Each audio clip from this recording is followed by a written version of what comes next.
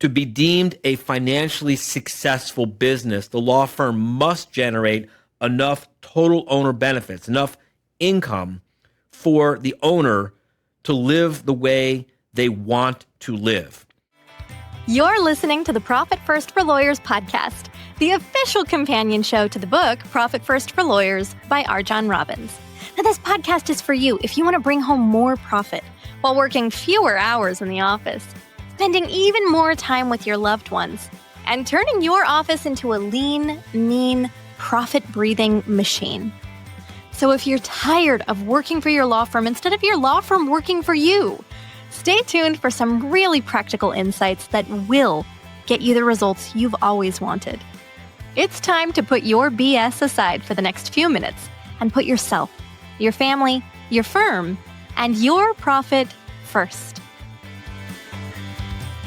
Welcome back to the Profit First for Lawyers podcast. I'm your host, Carly, and today I am sitting down in our virtual studio with Adam Hicks. Adam, welcome to the show.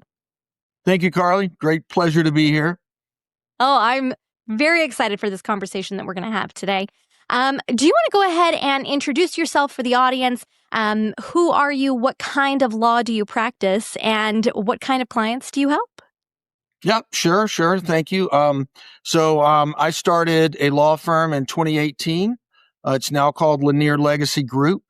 We focus on estate planning, and we do a little bit of probate. Our revenue split's about 85 on the planning side, 15% on the administration side. I joined How to Manage in April of 2022, and our revenues the year before were 320. And we have been implementing the Profit First concept. We've been implementing the How to Manage concepts. Last year we finished at $1,250,000, and I got my gold at my hammer, as you can see there. And it's been an amazing journey doing all the things that have been taught to me by How to Manage, the books RJon has written, and other books, etc. Well, hey, thank you so much for that plug. For those that don't know, when we have a law firm owner who crosses what we call the $1 million barrier, we do a little hammer ceremony where everybody gets a ceremonial hammer, and it's kind of like you've officially broken through. But congrats, Adam. I know that's one of those milestones that a lot of people don't think that they can get to until they get there. And I have heard that there's this mindset shift that happens once you get over that 7-figure hump. I wonder if you have felt that yourself. I certainly have. And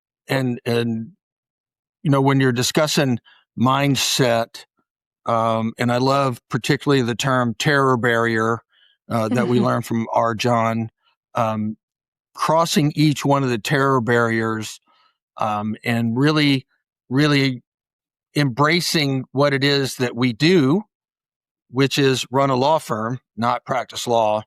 Really or just not sort only of practice changes. law. What's that? I said, or not only practice law. Yeah, not only practice law. Yes, thank you. But the learning that there are things that I can do that I didn't know that I could do has been huge. Really, that pursuing your full potential. Well, and speaking of full potential, can you tell me a little bit more about your firm as a whole? Because you do estate planning and, of course, a little bit of probate, but estate planning primarily. Why did that section of law appeal to you? Well, I'm the classic story. I graduated from law school. I was a prosecutor for a year and a half.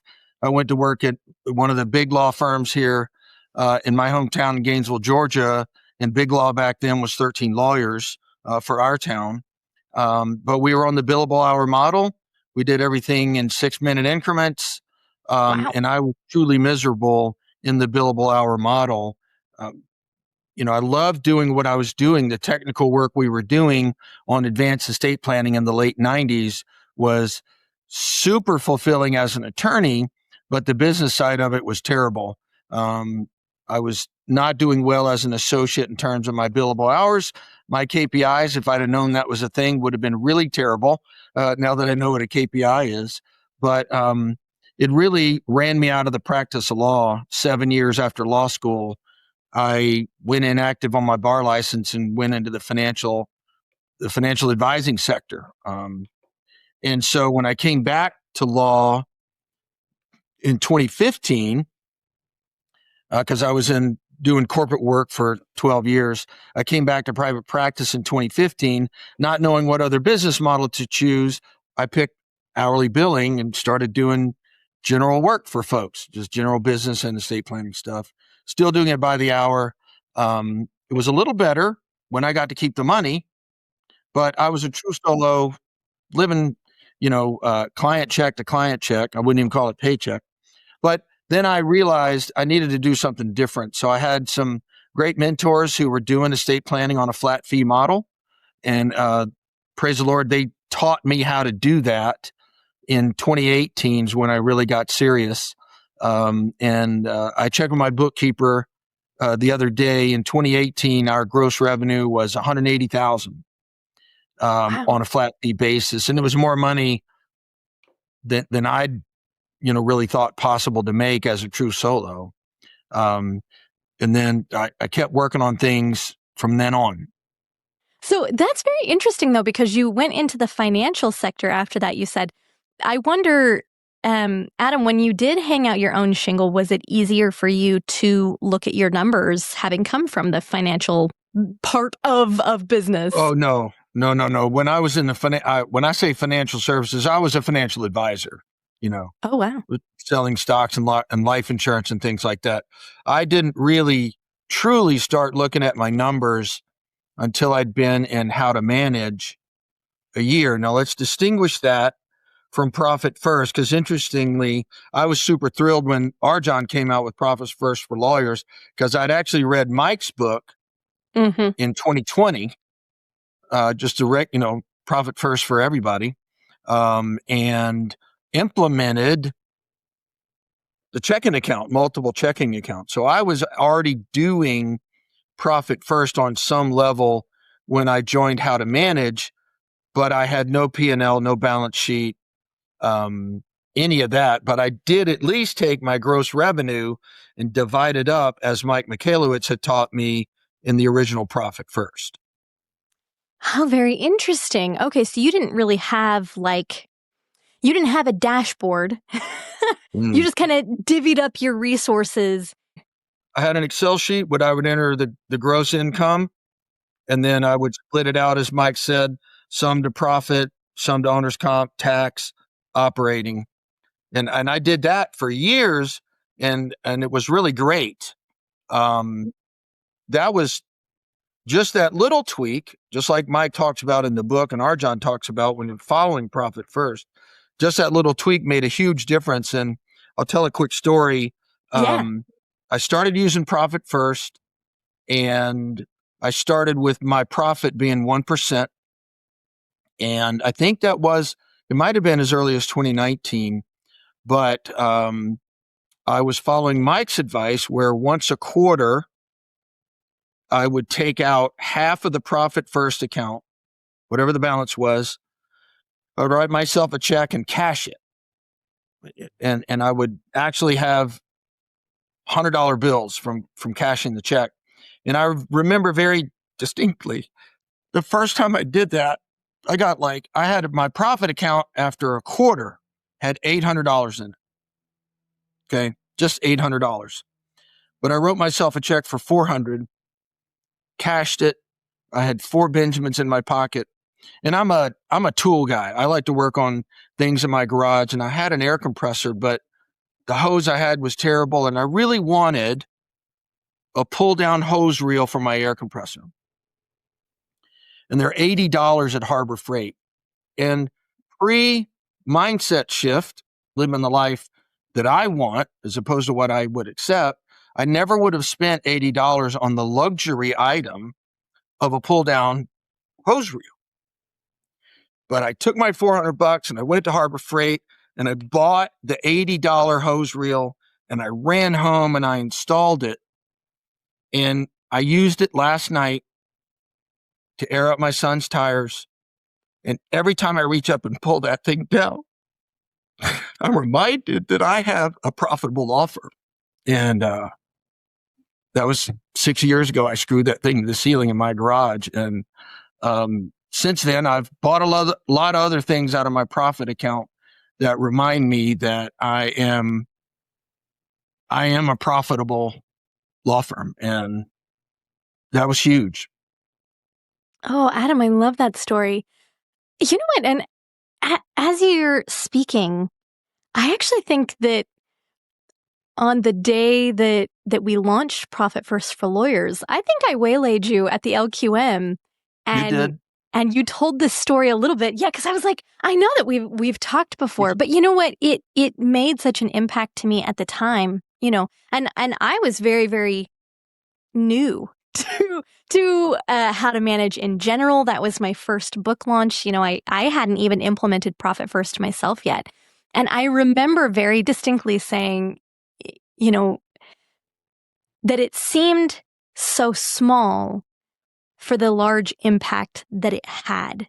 And not in a bad way, just kind of like in Right.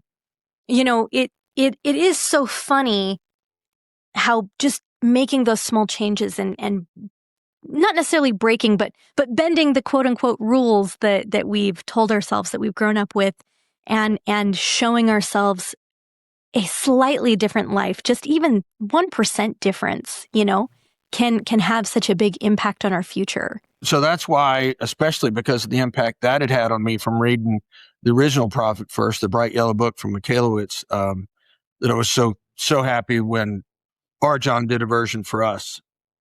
Yeah. Well, okay. And there are so many things I want to dive into deeper. But before we get too far into the weeds, Adam, I know that you brought a clip from the studio today from Profit First for Lawyers. We'll dive into this a little bit after we listen to it. But do you want to give us a teaser for the clip that you chose? Well, it really goes to the concept of mindset and the way RJon frames it in terms of what are you willing to settle for versus what do you really want? And I think this clip really addresses that. All right, let's roll it. To be deemed a financially successful business, the law firm must generate enough total owner benefits, enough income for the owner to live the way they want to live, not just the way the owner is willing to settle for living, not just with what they can make do with. To be called a financially successful business, a law firm must generate enough total owner benefits and therefore enough financial profits for an owner to live the way they want to live. Otherwise, it's just a hobby or a torture chamber.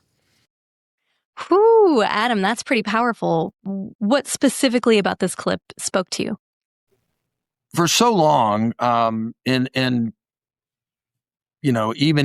the military, when you're thinking about what you're making, and then when I was a prosecutor, and you're certainly, as a prosecutor, you don't make any money, you live in paycheck to paycheck, and you just go to the bar functions and everybody is just commiserating. And so you think, okay, I've signed up for a life of commiseration, and then started doing my own thing. I was still in the mindset of, can I make enough money to pay my bills?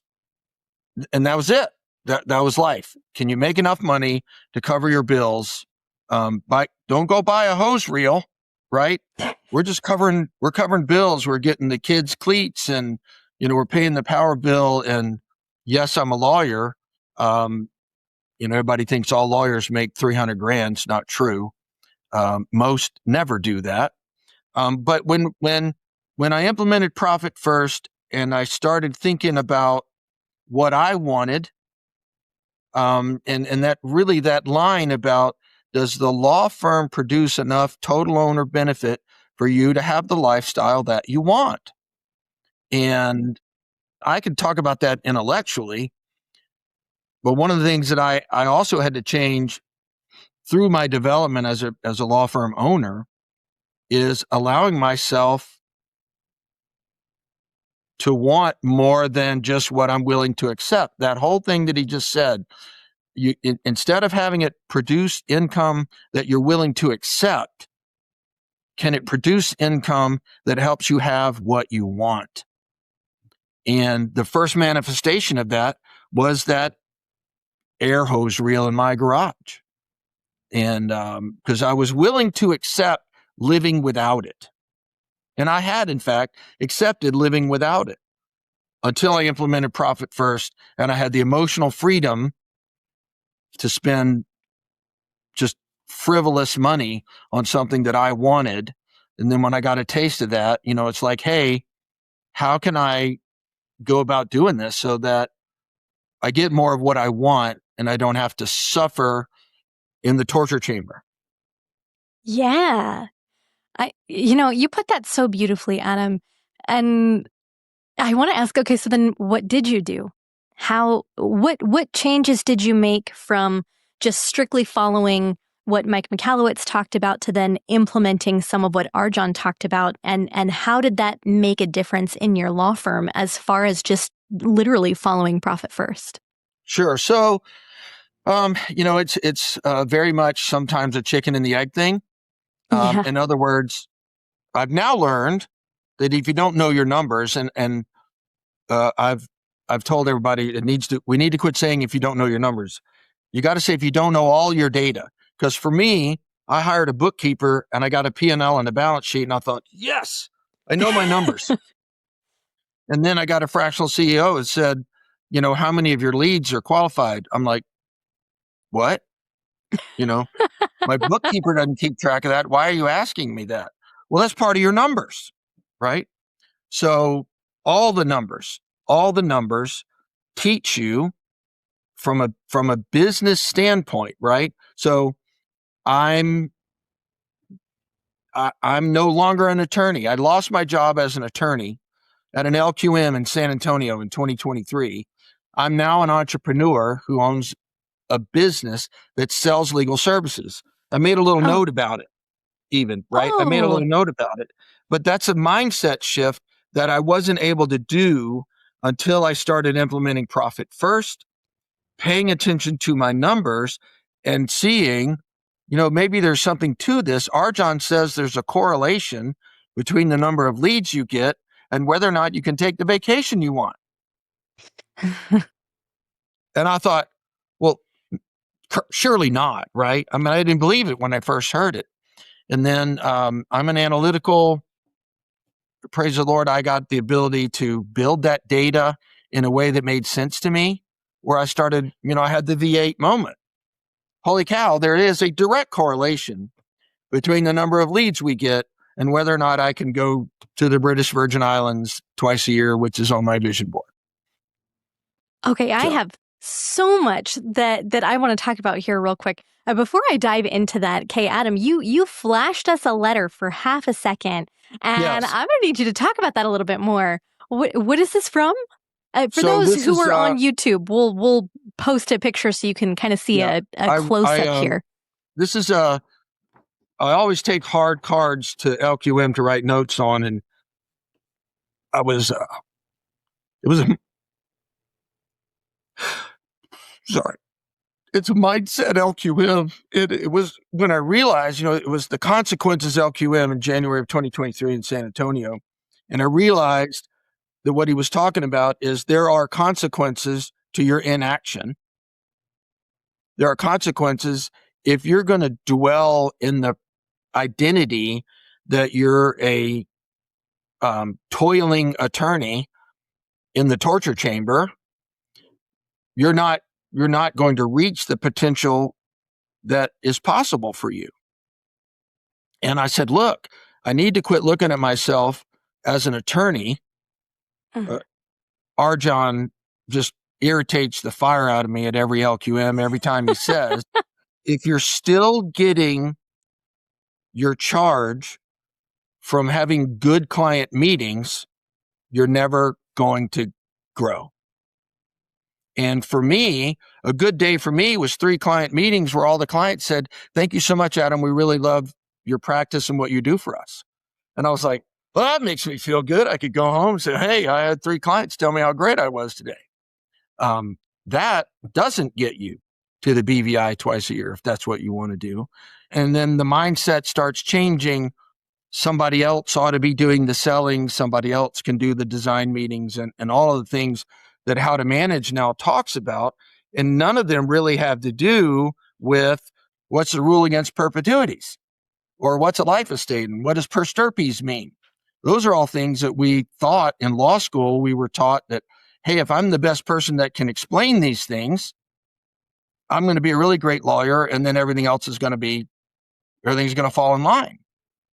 And then I realized that if I kept thinking that way, I wasn't going to experience the growth that I could see in the room at LQM, the 90-day look back. And I'm looking at these people, I'm thinking, they're all making that up. There's no way somebody can say, yeah, I went, from this to that. And then, and then you did.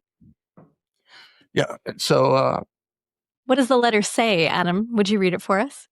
The letter says, I lost my job as a lawyer in San Antonio in January of 2023. I'm now an entrepreneur that owns a business that sells legal services. I signed it and I dated it. And then from then, so for the last 3 years, we've had a CEO for the whole time. And I've been working on, now that I recognize myself as a business owner, not as a practicing attorney so much, but as a business owner, I've been learning how to build a business.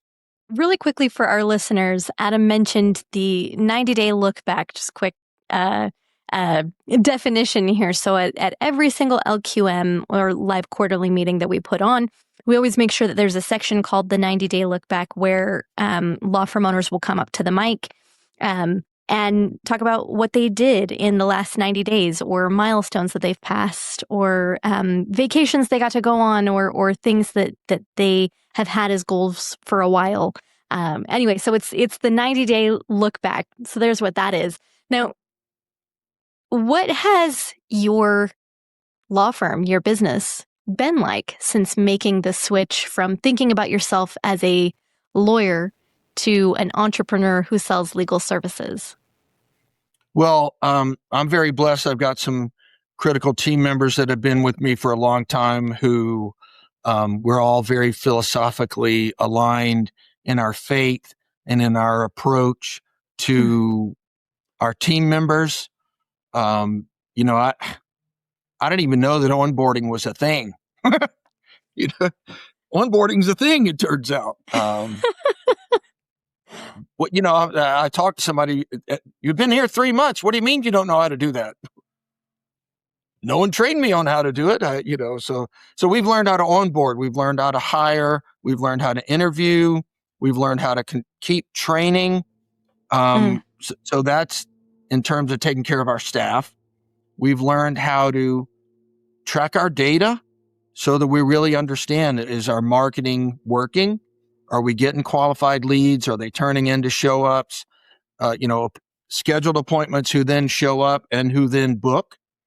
I've learned how to watch that number and the correlation between those numbers and what's the cash flow going to be 90, 180 days from now.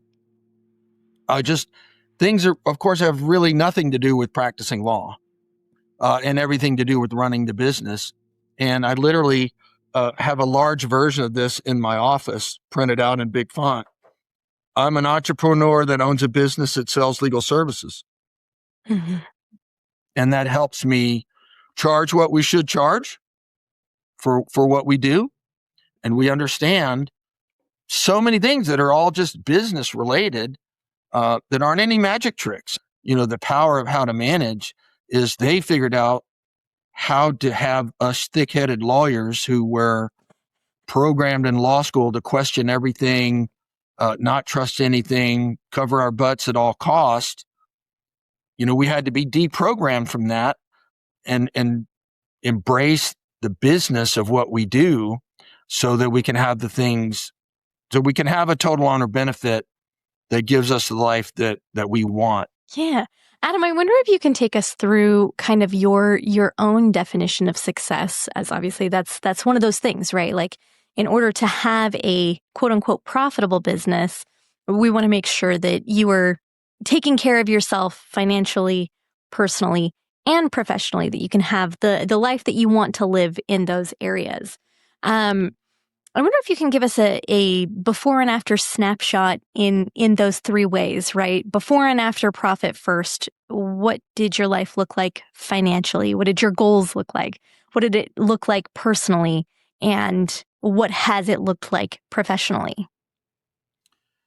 So financially, really, when we broke the $1 million barrier for 2025, we showed a profit.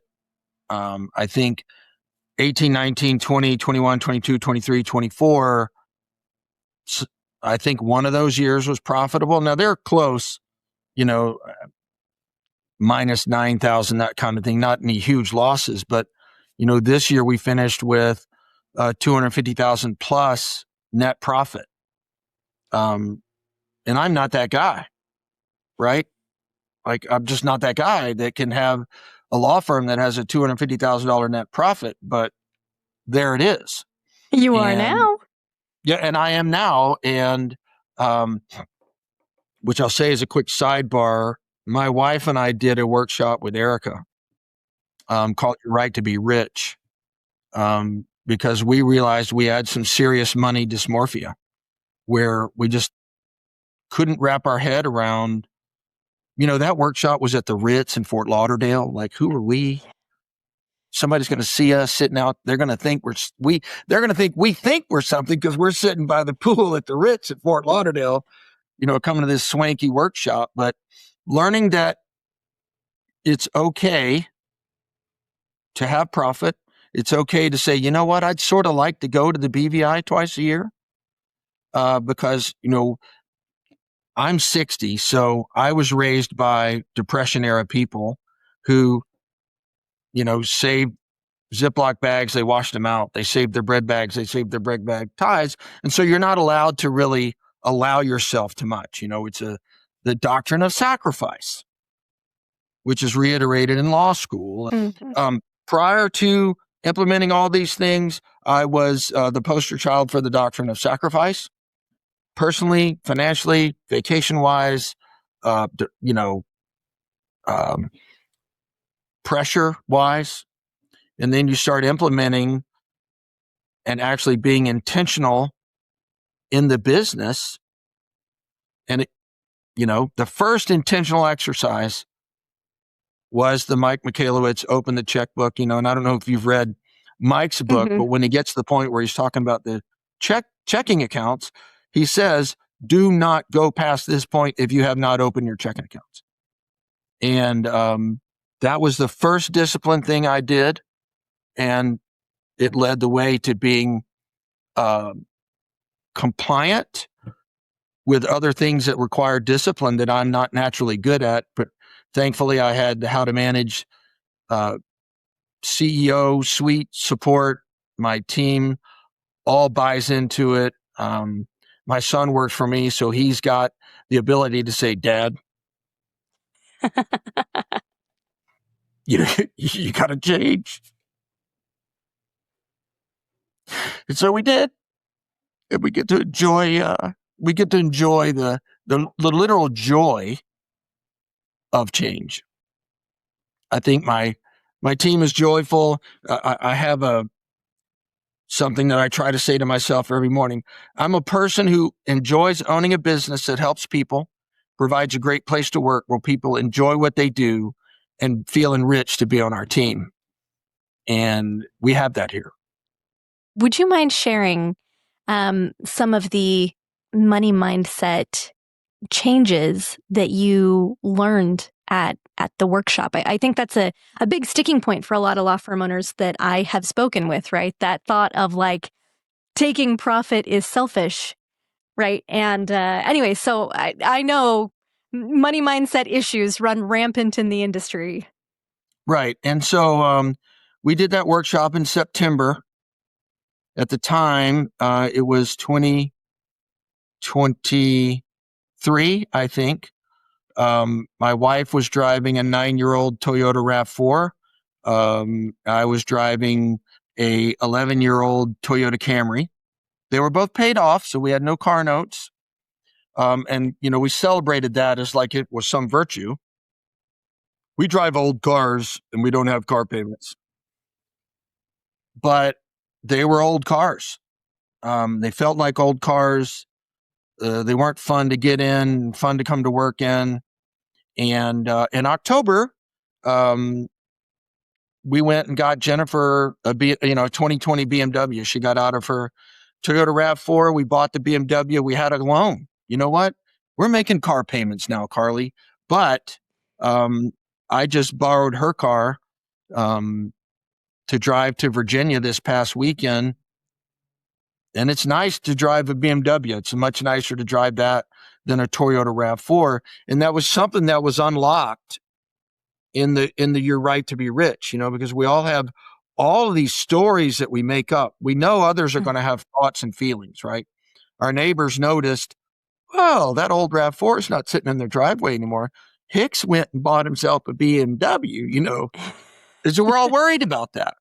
And we don't need to be worried about that. But we need to allow ourselves to have something. And while we were down looking at that car for Jennifer, I saw a car that I had always wanted.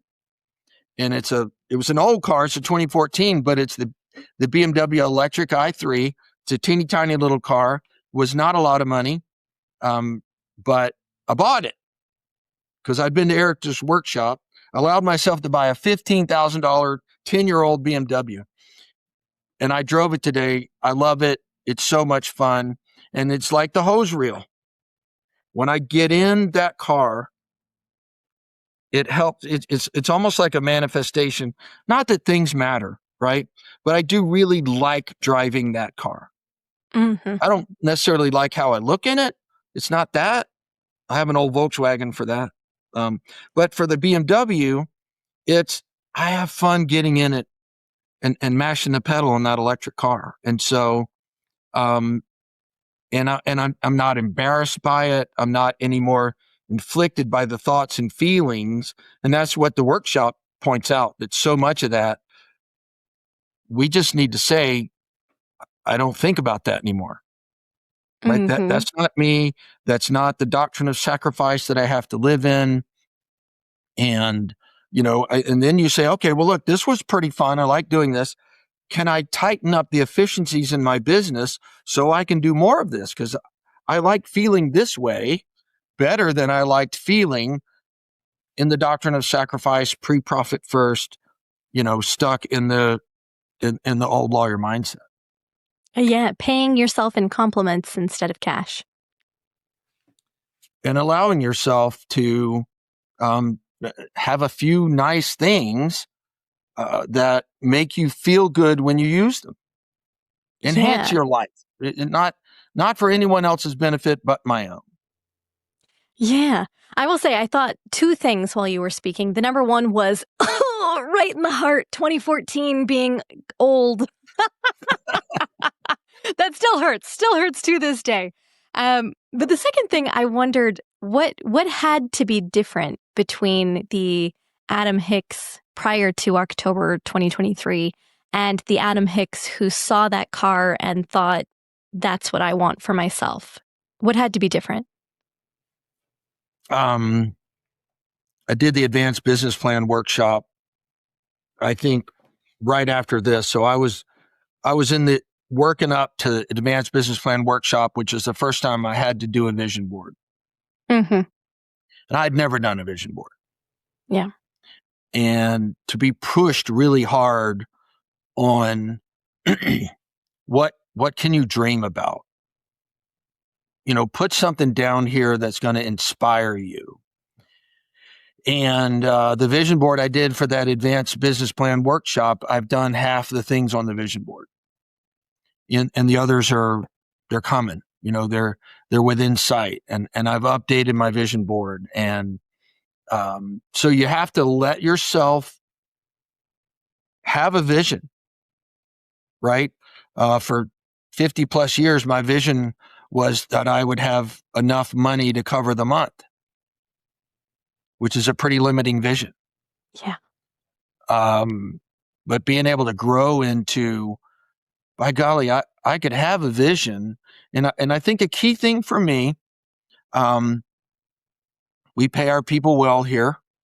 I know that as the firm grows in profits, I can bless my team here, so that they can also dream and have things that they didn't think that they could have. And, just we want to all rise together, in the tide of, let's do it right. Let's have fun doing it. Let's just crush the competition with customer service. I think we're at 52 5-star reviews now. We don't have anything other than a 5-star review.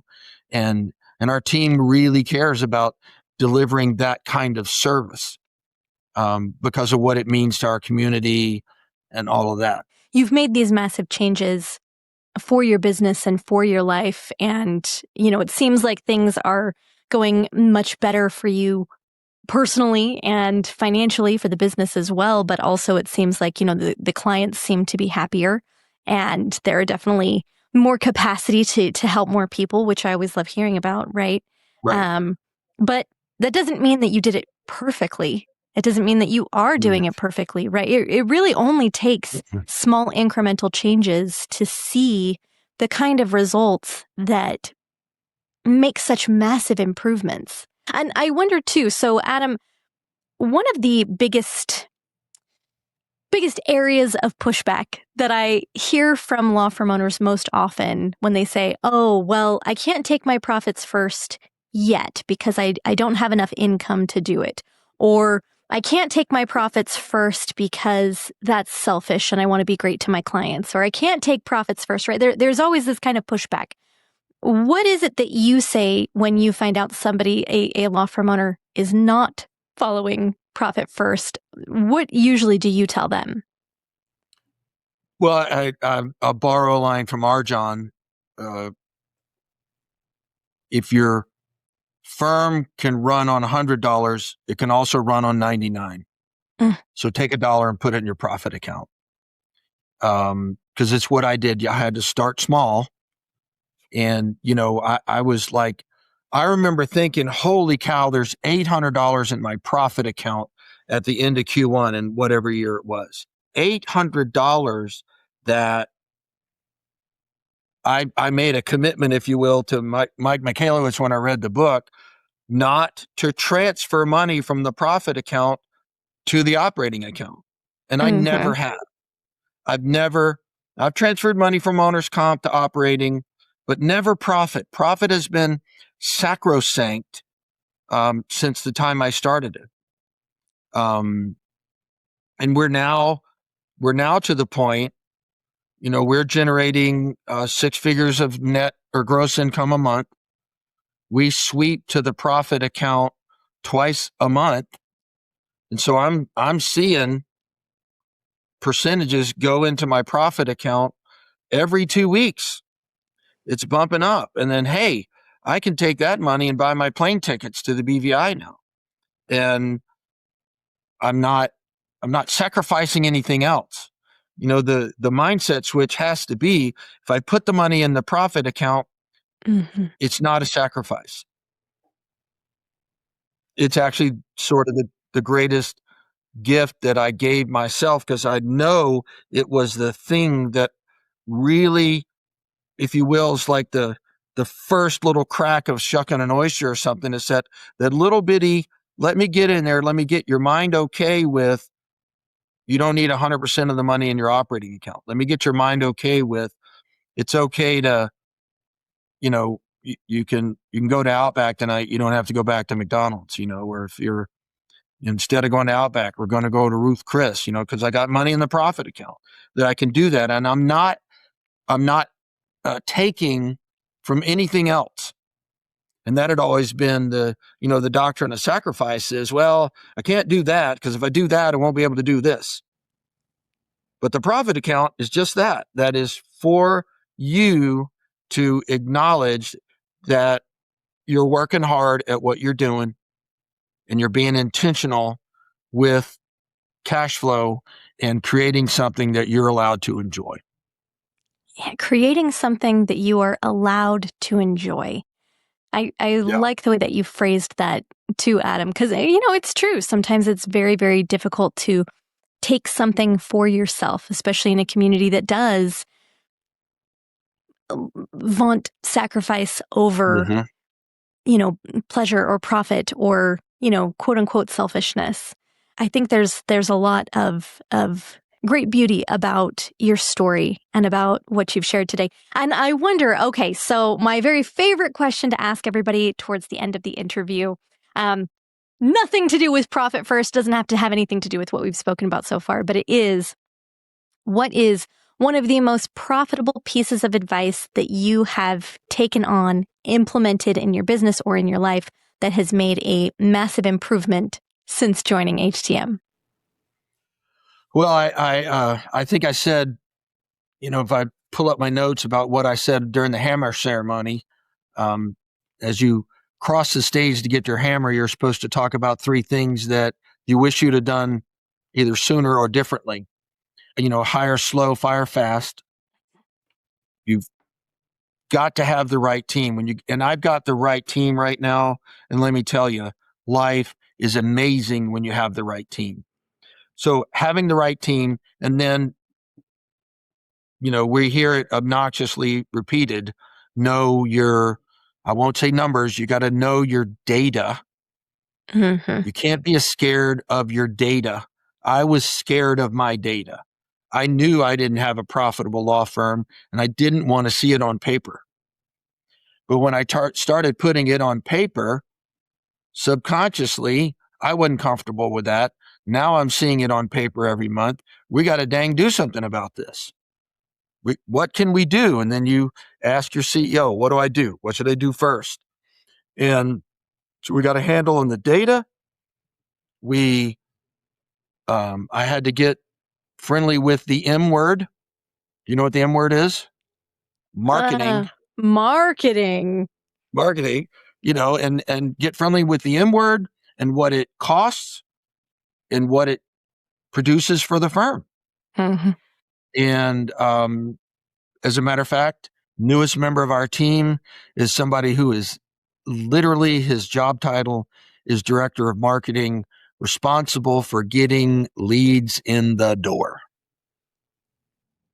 And if you'd have told me 4 years ago, I'd hire a director of marketing at the salary I'm paying him, I'm like, no, that ain't happened. But now I've done it with joy because I now know empirically as an analytical, I needed to see the data. Well, you can't have the data if you don't gather the data and put it into something that's meaningful, like a dashboard. And we now have dashboards. And so, hey, I figured it out.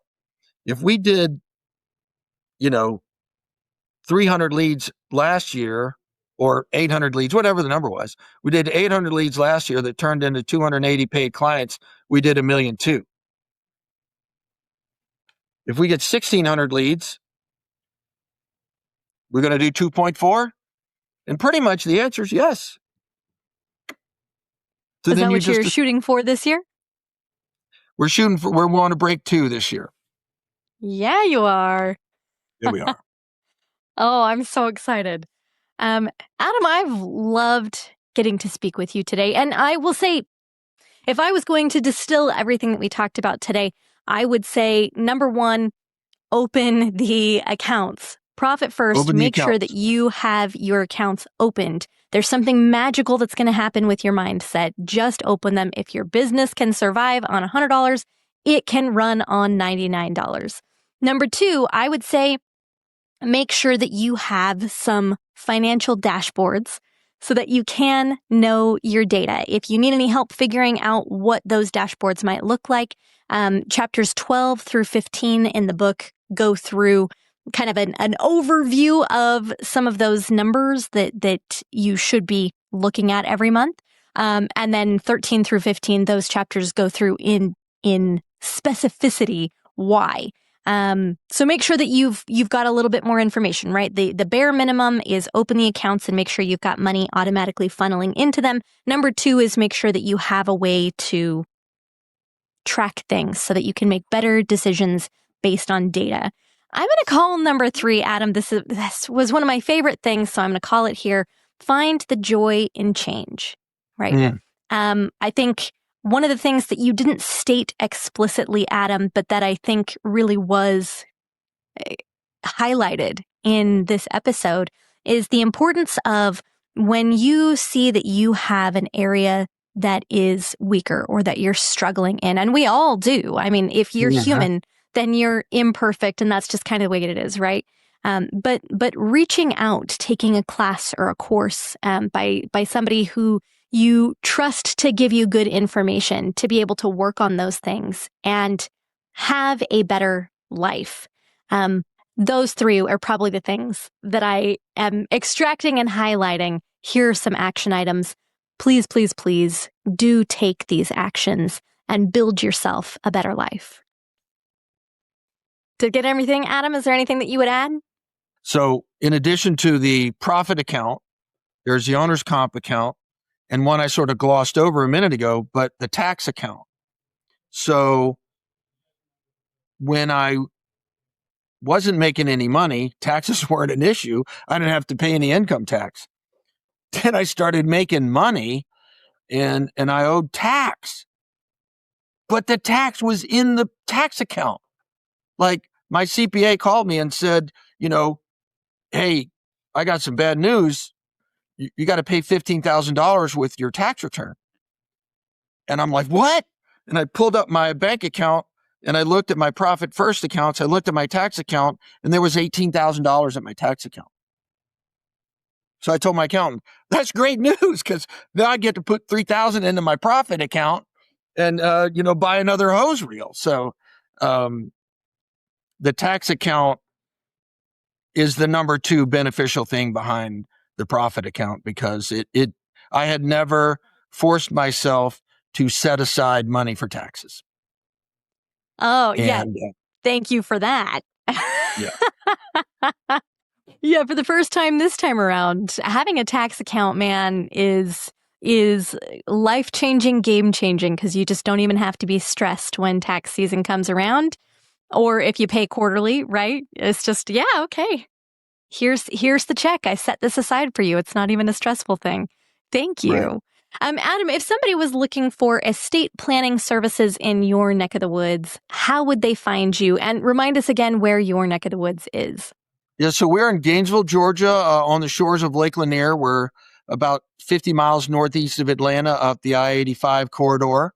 I grew up here, went to high school here, came back here 30 years ago. My wife's from here. We raised all our kids here.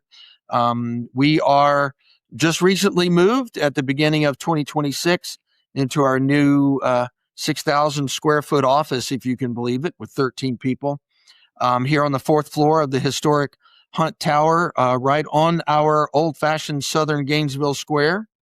And we're also at LanierLegacyGroup.com is the name of our firm, and all our socials, Lanier Legacy Group. Awesome. Okay. And we'll put those links and that information in our show notes as well. Adam, thank you so much again for your time today and for your story. I've really gotten a lot out of it. Well, that's what we've got for you today. And I really, really hope that you take advantage of some of this really great information, right? If you are thinking to yourself, I can't do this right now, or it's not a good time, or it's, what is that old proverb, right? The best time to plant a tree was 20 years ago. The second best time is today. So do take some action. Make sure that you are taking these steps, not just listening to these stories, but let them propel you into action so that you too can live the life that you want to live. And we will see you next time. Thank you for joining us on another episode of the Profit First for Lawyers podcast. If you're enjoying what you're hearing, tell a friend and buy your copy of the book at profitfirstforlawyers.com. Your future self will thank you for it, and we will see you next time.